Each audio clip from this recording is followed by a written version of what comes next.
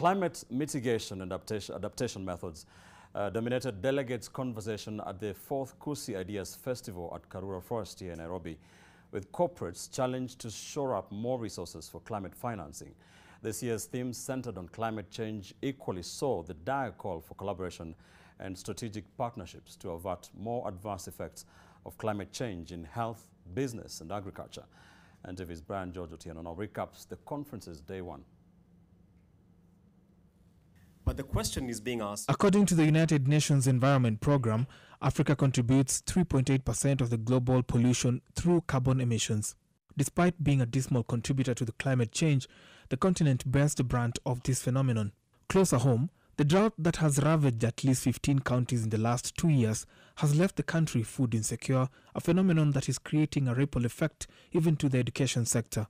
Climate change is a good reason for Africa to come together. Our shared lakes and rivers are either overflowing and causing disastrous floods or drying out and plunging tens of millions of our people into hunger. I think it was only yesterday I was reading an article in the newspaper that said over 2 million kids in Kenya are either going to drop out of primary school because they cannot feed themselves.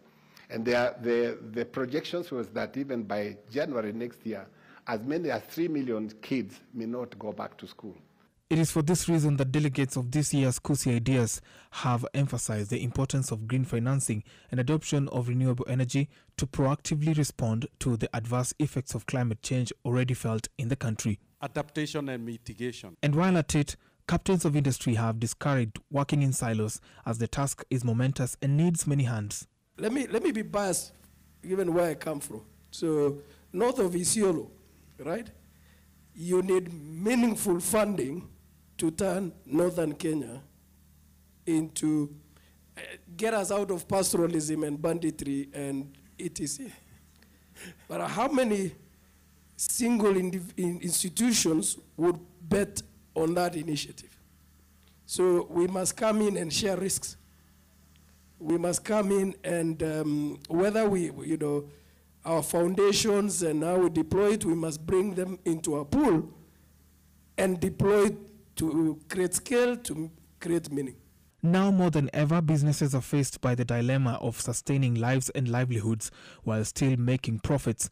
Corporates are facing the urgency to equally tailor business models to accommodate the needs of climate responsiveness. For example, by trying to eliminate the reliance on cheap smoking-emitting fuels like wood and charcoal, Safaricom has partnered with a company called MGas to provide access to clean and affordable gas through on a pay-as-you-go model. So using technology, using financing, but also impacting in a way that allows communities to use more green energy.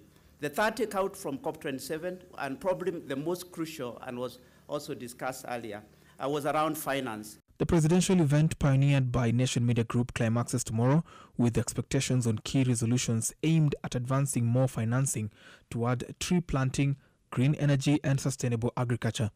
Brian George Otieno, NTV, Nairobi.